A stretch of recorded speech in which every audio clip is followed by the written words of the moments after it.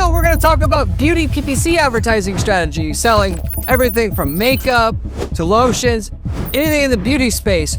Selling it through Google and Facebook is so profitable if you know the system that I'm going to share with you in today's video. I'm going to go through some hard numbers on exactly how much you can make on your typical different places you can advertise on these platforms, between YouTube, Google Display Network, and so forth, as well as the strategy to be able to do it. But the hard numbers about how we had two different companies in the beauty space get results, I'm going to go through how much they made, and then therefore what you can ultimately make using these same strategies for yourself. So make sure you stay to the end of the video for that information. But I'm going to go through each one of these different ad platforms within Google, within Facebook, what you can do to sell literal pallets of product through these platforms. So anyway, getting started with the content here. So first off, as a smaller company, it's much easier to find results on these two ad platforms, Google and Facebook, which are the main places you're going to advertise that are going to make money. Of course, TikTok, you could run ads on some of these other ad platforms as well, but the main bulk of it, 80-90% of it, is just going to be Google and Facebook doing it right.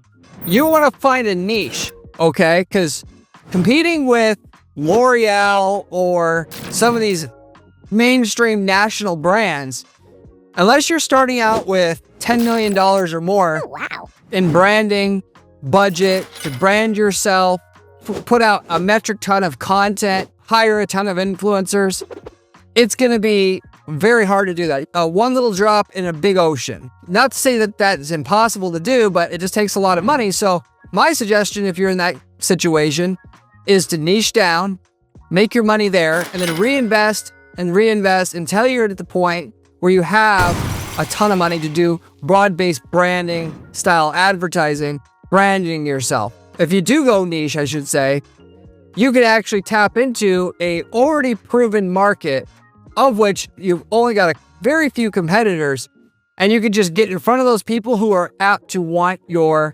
gluten-free, lotion, or your hypoallergenic skin cream, whatever it is that you're selling, okay? And I've seen several companies that we work with do extremely well niching down. And for that matter, it's the default is if you're not niche down, I'm going to suggest it right off the bat because it really has that big of an impact on whether you're going to be successful or not with our methods, advertising online. So cruelty-free, hypoallergenic, made in the USA, whatever you're doing, pick something that makes your product different in the market because you don't have the budget to brand yourself and compete with the big guys who don't have to go niche. Mega results is in developing also killer sales pages to go along with your website. If you go to my website at guaranteedppc.com, I've got a landing page portfolio of which I highly encourage you to go there and check some of our landing pages out in the beauty space of what it actually takes to make your ad campaigns successful, like I'm going to share here in a minute in terms of going over the numbers. But the main thing is I see it all the time. Companies will come to myself, get an audit. They'll say, Corey, why aren't our ads working? And yeah, a lot of times our ads aren't very good, but even okay or even, low to average ads would still work typically if you just had a really killer sales page for them to go to. What people will do is they'll have a standard product page template on their e-commerce website that is just not very fancy to begin with, and they'll have a couple paragraphs of text and a few images, and they think that driving traffic to that page, they're going to make enough revenue to offset the ad spend that they could scale a $10 million a month advertising campaign and become profitable, or even $1 million a month. The magic and the glue in making all this work is having a landing page that really sells, really sells the benefits to the user on that landing page. We're talking about, doing influencer reviews on the product page, tons of testimonial reviews on the landing page, going over the science of what makes it so unique and different, why it's better than the competition, getting into the details on the ingredients, using lots of visuals instead of just text. This is the type of formula you got to go with in the beauty space in order to make it work. And I know what you're probably thinking. You're saying, oh, Corey, I can't do this because it's either expensive or, I got 25 products and I can't do a sales page for every product. And in that case, it's really simple. You actually, instead of trying to take over the world right away, similar to like what I was talking about before, you pick one single product to market and that is it. And only market that product so that you can actually have the money to do a landing page and do it right, of which, by the way, well, again, once you got the landing pages, it's done right, the ads just work and they work and they work, and you're going to scale a multi-million a year ad campaign for your business. But people get hung up on, oh, I don't want to pay a few $1,000s for a landing page because it's expensive, but it may not work. Well, just pack up, all your stuff, shut down your company, because unless you get ads to scale, you're not really going to get anywhere. Just organic social is not going to grow you into a big company in and itself. It can if you have so much money to dump into content, like tons of it. The ads are really the answer. You got to figure out, if you don't know how to make a landing page, which it's very difficult. It's I call it like a black art to make a landing page convert well. Anybody can say they can make a landing page, but very few can make a page convert and take $1 of ad spend and turn it into $3 in revenue itself. For that matter, you got to go to somebody who has not just says they can make landing pages, but have made hundreds of them. They're a specialist in landing pages, and that's all they do. I've got designers that I've employed at our agency. That's exactly what we've got. And so when we need to break out and have a landing page for a client, that's what we're going to do by default, because that's what it takes nowadays. Okay? The person who wins in this space that you're in and makes the ads work when the other people can't is the one with a great landing page. Simply put, because the ads are easy to do, the landing page is hard. When you're talking about hiring influencers to review your product and putting that on the landing page and developing that content and doing a video review and, by the owner talking about what's so good about it and, lab testing and all this stuff, you're all in. You may be talking about a $15,000 landing page to make this work. And I know you probably just fell out of your chair just by saying that number, but it's not cheap to make a good landing page. The design itself might only cost you, $5,000, $6,000, $7,000 in terms of the design itself, coming up with the copywriting, and that's actually on the cheaper side. But then it's going to cost a similar amount just to collect all the video content that you need for it, unless you've already had it. But that should be your starting point, because people have a tendency. I know, because I deal with people all the time. That their tendency is to say, "Oh, I don't need a landing page. I'm not paying no thousands for a landing page," and they just want to drive traffic at their shitty product page on their website, and then they're just not going to get anywhere. Then they're going to go to another firm and ask them, "Hey, let's get the ads working because it's not profitable." And then that agency's going to tell them what they want to hear, which is they don't need a landing page, and they're going to fail, and then they're going to go to another agency, and it's just never going to end. You're just going to always spin your tires, so to say. Not to say you can't get sales with a really crappy, very thin product page, but you're going to get 10 times the results with a really killer landing page as you're going to get with that 2 paragraphs of text on a standard product page template on your website.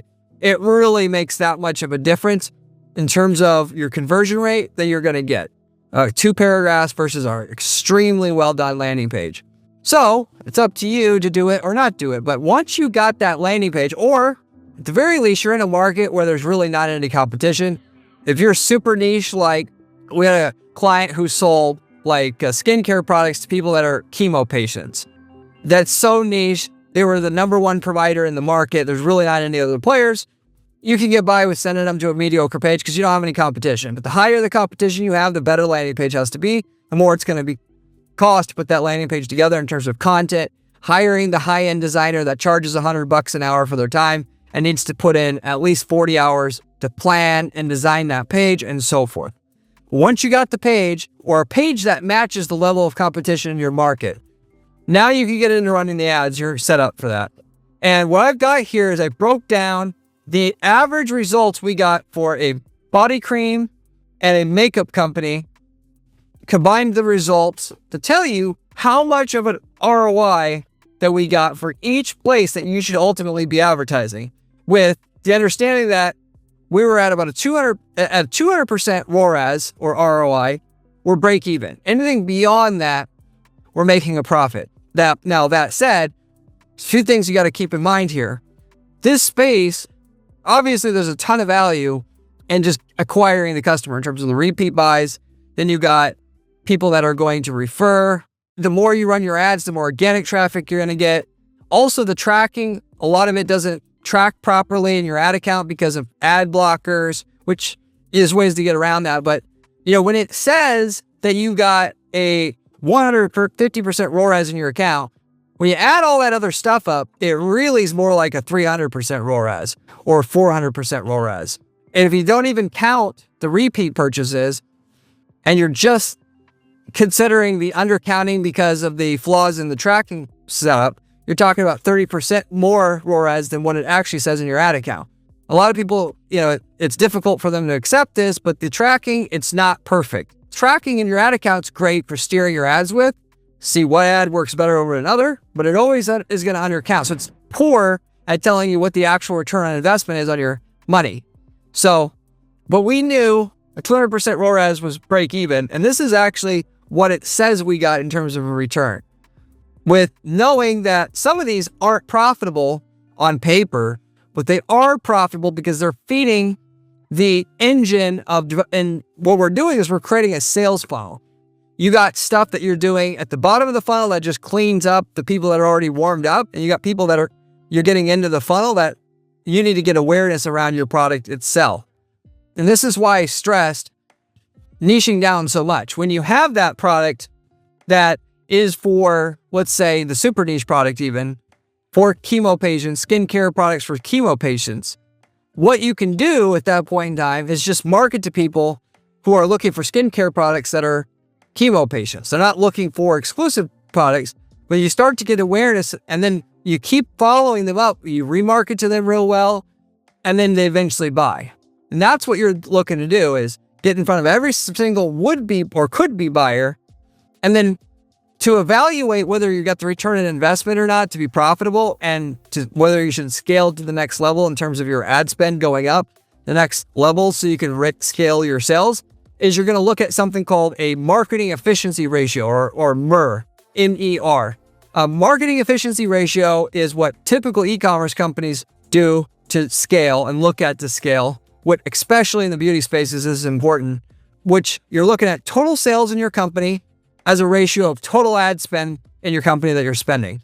Most companies in the beauty space can spend upwards of 30% of their revenue in advertising to scale the sales. Well, whatever you come up with, obviously the less of a ratio that you want there, the quicker you're going to scale. That absolutely is the case.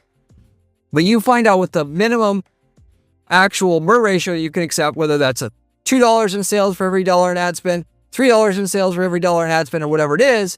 And you do these techniques knowing that a person that's at the top of the funnel isn't going to be on paper as profitable, but it's going to feed in the awareness of your product, and the revenue is going to surface one way or another down the road when the person gets paid, when they're ready to buy. Because if you just do what most amateurs are doing, which is to go after people that are looking for product on Google search right at the minute they're ready to buy something, you're going to limit yourself to the amount of sales that you could get are going to be 10% or 20% of what you could get otherwise. And that might be good enough for you. But if you want to really dominate your market and really scale, you got to understand how to get display advertising running for your brand, getting in front of people who are in market for your product or are a home run type prospect for your product, getting them into the funnel, getting awareness, and then remarket to them. That's where the magic really happens, so to say. So with all that said, 200% is our break even here. Give you a return on investment that we got showing in our ad account for each one of the places you should advertise.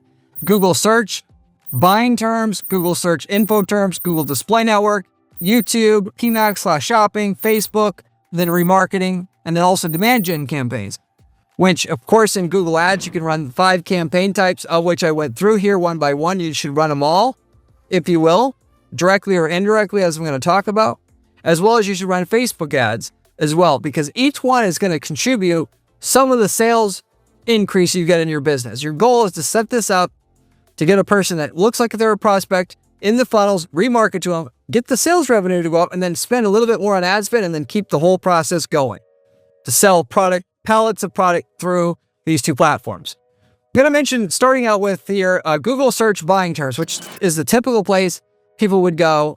And frankly, they don't have very much success with it in this space because it's also very competitive and expensive to do. And first of all, just to state the obvious, a lot of times the cost per click is so high on Google search that you don't make money on the first purchase. You have to get a subsequent purchase to make the ad spend work itself. That's not going to happen in all markets, but anything like mainstream, that's going to be the case because the big companies can run it at a loss, lose money on the initial customer. So keep that in mind. But for these two companies here, and I can't give you the exact sub niche without sharing and having the client mad at me, but a body cream and makeup company, we got an average of 240% ROAS on Google search. Doing things though, in a way that's going to beat your competition, which is single keyword ad group campaigns. We're going to write custom ad copy for every keyword you're targeting and driving them to a highly, highly good landing page that our firms put together that you need to do one way or another. So that gives you a basis here of what to expect there if you go through and you do things the way that I mentioned. Google search info terms. So what I'm talking about here is instead of people typing in lotion for chemotherapy, targeting people that, what are the best lotions for chemotherapy, or how to prevent dry skin while on chemotherapy, even that as well. So we're going to go after all this traffic, target them, put them through to our landing page as well. Because when somebody says, your ad's going to say, fix your dry skin while on chemo, best product on the market, or like a similar variation to that. And they're going to drive them to your standard landing page. Now, for bonus points here, you can send them to an advertorial lander, which I've talked about that on other videos, and you can search for that in my channel homepage if you want to get some extra credit here, but which is like what looks like a news article, and it talks about how there's this new product on the market that actually works great for chemo patients, and the product is XYZ, and then you link to your landing page. So it's an intermediary, what I call pre-lander. That will typically work better, but I don't want to overcomplicate this too much. Anyway, in that case, we got 135% ROAS there, which most people would just never really get anywhere close to that. But again, if you understand how to make a great landing page, you can get numbers like this. And we didn't even use an advertorial for most of this traffic. If we would have used it, we would have got more. I needed a bit more support from the client to do it. I recommend you actually start there if you can. Google Display Network, buying terms. So Google Display Network typically is the least performing platform, but going back to the funnel concept I was talking about before, you want to have it to where every single person in market sees your product guaranteed. You're in the running for a purchase with that particular prospect. The way that you do this is you create something called a custom intent audience on your Google Ads account, which basically what you can do is say, hey, Google, anybody who's typed in any of the keywords that we want to show up for here, buying terms, people looking to buy, pink lipstick, whatever, they're in market for it. I want to have my display ad show up for them, which is a banner ad, while they browse the general internet, while they're on weather.com, while they're on CNN.com, whatever. And with the idea being that they see it, they're aware of it, and then we can drive them to our landing page again. Now, a lot of these people aren't profitable. You know, if you're interrupted randomly, you're not going to be ready to buy. It's not like a Google search ad. It's never going to be like a search ad. However, if you know what you're doing, where you say, you know, new skincare cream for chemo patients, 10% off for May special, you can actually get enough people to click on that ad to get some return, get some action right away. Mainly with the sale part on there, because when people think that they have a limited time to respond to get a certain reward, they're going to buy. Otherwise, they're just going to see it. They're going to click on it, and they're not going to do much. Or they'll just see it and they'll register it, and then later on they might, a month later, go buy it, but it's on paper, it's not going to look like it returns very much, even though you're loading up your sales funnel with people by running that ad. And there's actually more value people see in the ad than clicking on it, because they see it, they are aware of the product now, they're aware of your brand, so that they are going to buy a pink lipstick in the future. Now, 3 times as likely or 4 times as likely to buy it than if they didn't see that ad. That's exactly what you're doing with these display ads. So 65% ROAS on those. So it loses money on paper, but it loads up your sales funnel and it makes these other ads work better. The results, the sales show up here. It doesn't show up here, if that makes sense. Yes, your search ads are going to work better because once they've seen your ad, when they do go search, they've recognized your brand, they're going to buy at a higher rate. That's why you're doing it more than anything else. You got YouTube, buying terms. So again, targeting people while they're on YouTube that have recently searched for a buying term on Google search recently. I would also want to add in addition to that, people who have, for YouTube, people that have went to your competitor's site recently or typed in a direct competitor if you're in a niche market as a secondary way you target your ads. But I could make a whole video about just how to run video ads successfully for this. But the main thing is, it's real simple. If you're selling hypoallergenic pink lipstick, you say, you like pink lipstick, but you have allergy problems? Well, you want to actually look into buying our make lipstick that is perfectly designed to not have you have allergies, and it also looks great too. And here's why it works. And then, of course, there's a link to your product page, and it doesn't get much more complicated than that. That's what you want to do. Well, you got 175% average ROAS there. YouTube demand gen campaigns, like I'm going to mention here in a minute, work considerably better than display. So you're going to run those first. As you start to scale up, your goal when you scale is to go after the low-hanging fruit first. So the display is the last thing you do. You also got PMax and shopping here. Shopping ads are the picture ads on Google with the price underneath it. You'll typically do better running those through a PMax campaign with a so-called feed-only setup, to where you just upload your product feed to that PMax campaign. You don't have any headlines, no images, no logos, so that forces that campaign to only run your ads on the shopping placements on Google. And because there's more machine learning involved with that PMax campaign, you'll get more results there than running a known as a regular standalone shopping campaign, which is supposed to do the same thing. And with that, we got a 330% ROAS there. That's typically going to get you the highest ROI/ROAS. You got Facebook. Okay. So, and when I'm talking about Facebook, I'm talking about first click, people that haven't been to your website yet. The thing that works generally the best in this space, in the beauty space on Facebook, is to target people and make sure your verbiage in your ad matches your sub niche, which is tricky because if you say that it cures a certain ailment or something like that, you'll get disapproved. But your niche is cruelty-free and you sell cruelty-free lipstick, then you want your ad to say cruelty-free lipstick for sale. And what that does is it allows Facebook to understand what you're selling, find other sellers that sell that exact same thing, and get in front of their people that have been to their website before or interacted with their ads before. And you run what is known as open targeting. And it's, back in the day, we would want to do more precise targeting, but anymore, their algorithm's gotten so good at matching you up with your competitors' customers that actually is the way to go. I mean, also you can run lookalikes targeting, which get you in front of people who are looking like the people who come to your website, and that could be a secondary way to go. But you need a lot of traffic to your website before that's going to work very well. Until you've got at least 1,000 visits a day to your site, don't even touch that. Just do the open targeting, which you do general demographic targeting, and just make sure your ad's well described, what you're doing, what you're selling, what your niche is, and you should do okay. Enough to where you get at least 160% ROAS like we did in this case study. And then also remarketing, okay? So like I mentioned, you're creating a sales funnel for your business. You're getting every person that's perfect for your product to get into the funnel, then you're going to remarket to them until they're ready to buy. All right? And you're going to remarket to them on Facebook, through YouTube, on the display network, everywhere you possibly can. And if Google won't let you advertise on the display network, you use AdRoll as a alternative. But that's exactly what you do. And then these remarketing ads, once they click on your ad that on the front end says skincare products for chemo patients, now you know that person's interested in that a product that fits that mold. And you could talk about all the specifics after that. Created by NASA scientists, that it says that on one ad. Another ad has a testimonial on it. Another ad has another testimonial on it.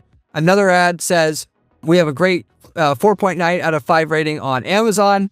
You have another ad that basically says this was invented by a certain person that also had the same problem and, decided that they wanted to bring this to the world because of that and tell that story, with the idea being that each ad that they click on takes them to your website and explains that further. A blog post where you go into detail on what that ad is trying to convey, or if it's like the testimonial, you send them to a page with other testimonials on it. But you at least have 5 to 10 different ads that you follow them up with like this to tell them a story on why you're so good. And ideally 10, 20, 30 different ads. I know which sounds overwhelming, but if you really want this to work well, that's what you do. Like for our own agency, we're doing the same thing because this same thing works universally. Once you know somebody's in market for what you sell, if you're not going super deep with your remarketing, you're just throwing away half or more of the value of the traffic you drove to your site. You can't expect people to just get to your site and buy right away. The average user doesn't buy that way. Yes, if you need something like a toenail clippers, you're going to buy that right away because there's not much to think about. But for a new beauty product, they're going to think about it for a while. Most people aren't going to buy on the first visit to the site. And with crappy or no remarketing, you're just only going to get a certain percentage of value out of the traffic you're driving to the site. So there's certain things first of all, identify where the buyers are at, whatever you possibly can to get them to the site, just so that you can use the remarketing to actually make the sale. The sooner you think about that, the more money you're going to make. It's really just, what can we do to get them on our remarketing list? But remarketing as a whole, we had 125% ROAS, which I've rounded these to the nearest 5, by the way, just if you're wondering why they're all ending with a 5 or a 0 here. And then demand gen campaigns. So just like with YouTube, you're going to target people who typed in buying terms on Google recently. You're going to also target people who have been to the competitor's website if we're in a niche market as well. If you make money there, you can also target people who have typed in an info term recently and scale that way as well. In this case, we didn't do it. We didn't get to that level. That's like one of the last things you do. But 140% average ROAS there between the body cream company and the makeup company that we were working with as a whole. So I want to explain a bit more about these companies that I'm referencing here. Main thing is that these numbers here will be pretty close to, in terms of the spread. Now, you may get a 150% ROAS on Google search, but all that means is you're going to have, instead of a 135 here, you're going to have a 90 here. The proportions are what I was trying to describe here to you, because those are what are important. This tells you what's most profitable, what's second most profitable, what's third most profitable, so that when you start out advertising and if you start out today with $1,000 a month to spend, and that's where you have to invest until you make your first profit, start out with shopping, then do your search ads, then do your Facebook, then do your demand gen campaigns, and just go down the line. And each thing that you do, the more you're going to be able to do in terms of revenue. And also because you need to set up your funnel so well so that when you get to the more top of the funnel stuff, it works. Because if you don't have your bottom of the funnel set up right, you don't have a really good remarketing set up right, you don't have your search ads on Google set up right and shopping ads on Google, when you start marketing to somebody on, while they're on weather.com, that you have this, pink hypoallergenic lipstick and they click to your site, they're not going to buy right away. If you don't have the rest of it done, you're never going to get value there. So there's certain things you'll do up front, and then later on, you can do the more, if you want to call it more speculative things, people that are not close to purchase, you can make it work because the rest of the funnel is set up so well, you can make what normally wouldn't have worked without the rest of the funnel in place real well to work. Before I get into the rest of these numbers here though, and therefore how much you should be able to do for yourself using these methods, if you haven't subscribed to the channel, you absolutely should, because I go into detail on all this stuff on this channel. I'm going more in detail with how to set up these campaigns for guaranteed results than anybody else, given that I spend 40 hours a week doing ad strategy at our firm to give this information for you, which is unique because most of the people on YouTube that are big aren't managing ads themselves anymore. And so I got my finger on the pulse more than anybody else that I still know of. So subscribe. And then furthermore, I've got a great blog on my site at guaranteedppc.com/blog, where you can find step-by-step instructions on how to make money with running these strategies that I know of and that work for your beauty company or whatever company you have. You can find that at guaranteedppc.com/blog. If you have any questions, by by the way, about anything I'm covering here, about this or any marketing related question for that matter, you can contact me 3 ways. You can leave me a comment below. I get back to everybody who leaves me a comment on this channel. You can also reach out to me through my free private Discord group, of which you can find the link in the video description, where I'm answering questions in there. There's a bunch of people in there that also answer your questions that follow this channel. You also can reach out to me through my site at guaranteedppc.com. We can set up a phone conversation. I do initial consults for free. If you just want a consulting or coaching call, I also do those as well. And we can work out whatever you want to work out. But the main thing is, what I'm trying to do is find companies who, if you only have so much money, you learn from this channel, you do it yourself. If you got a certain minimum amount of sales coming in, it 100% makes sense to just have our company set up your ads, because we can guarantee your results before we get paid. And if we can't get your results, we'll turn your business down. But essentially what we've done at our agency is say, hey, look, it looks like, we need to raise your sales by 50% before getting paid. If we do, you're going to make so much money from that. Whatever you pay us, once that happens, it's already offset. That's what kind of layout I'm trying to do with our clients in order to just take them on, so that they know we got our skin in the game too, and that it's, paying us is going to be viable long-term, because we're already making them that minimum amount of money. If you're interested in a proposal like that, reach out to me at my firm at guaranteedppc.com. I'll give you an 8-quarter projection of your results and a guarantee of minimum results up front, like I just mentioned. I also have ad templates, by the way, available now too as well. We started about a year ago to sell ad templates. Since we've been in so many markets now, we realized a lot of companies don't want to work with an agency, but they want our results. So with that, if we've worked in their market in another city or country, we'll sell them the actual templates that work for their market, the ads, the landing pages, all of it. And then with that, you can use those templates, just copy paste those into your ad account and get the same results we did in your market. And we can tell you the results you're going to get with it up front. So there's no risk at all of using the template, because we've already done it. And frankly, if our results that we can tell you you're going to get with it up front is better than your results substantially, then it makes no sense not just to buy the template from us. Even though we don't sell it cheap, template for peanuts, it's worth millions of dollars, literally speaking, long term. But we'll sell the template to you, and you'll know you get proven results with it. If you're interested in templates, let me know. We've been in over 100 different niche markets, so the chances are quite high we've already got the template you're looking for, or a market that you're looking to enter. So as I mentioned, what I did here, just to kind of mix it up, and so you can't say, well, that's just the body cream market, that's just the makeup market. We actually combine the results from those two to give you these numbers here. Far as the results you can expect, everybody that you see in your space that is doing well, doing multiple millions a year, they all started somewhere. They all had to start, generally speaking, with a small budget, and they were just forced to figure out how to get their ads to be profitable so they can start spending more. If you've done everything right, there's no explosion of your business. It's still going to be a long process of doing things, waiting for the return to come in, then doing a bit more ad spend, waiting for the return to come in, and so forth. Our average rate of scaling with these companies here, just to give you a general perspective of how quickly you're going to scale up, was right around 5% in sales growth a month. So 5% a month, that's basically around 60, 70% a year. And that is within the first 3 years, we're averaging that, which it's not exciting. I mean, that's really good growth for people that are, know how to think about this, but respectively, it's not going to explode your business.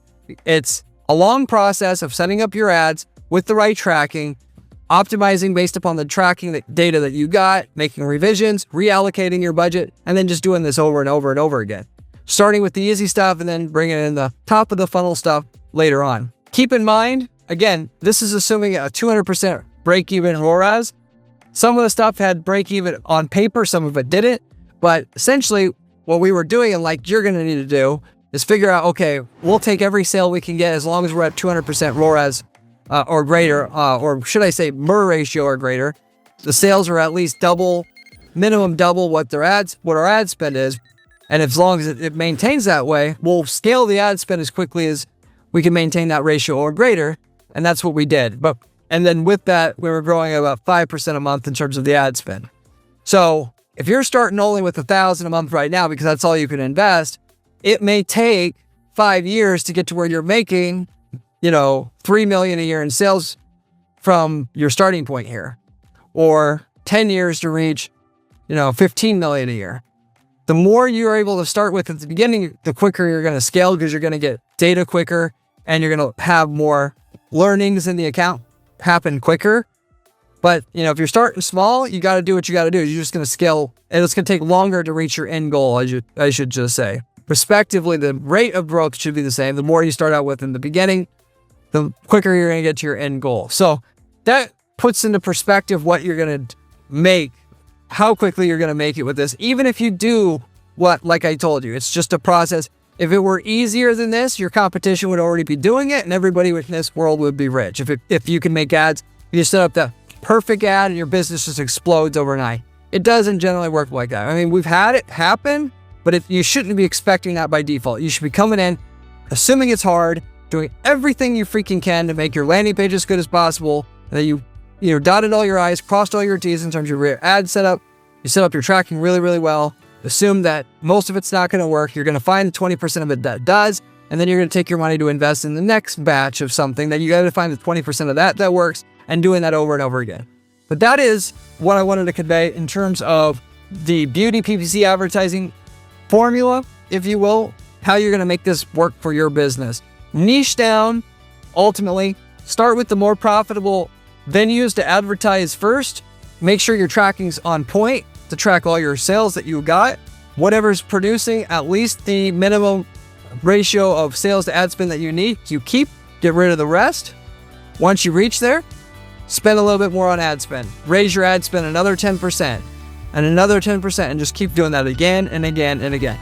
I'll wrap everything up with that. Thank you very much for watching, and I'll see you on the next one. If you want to see another video, click here. It is one of my best ones.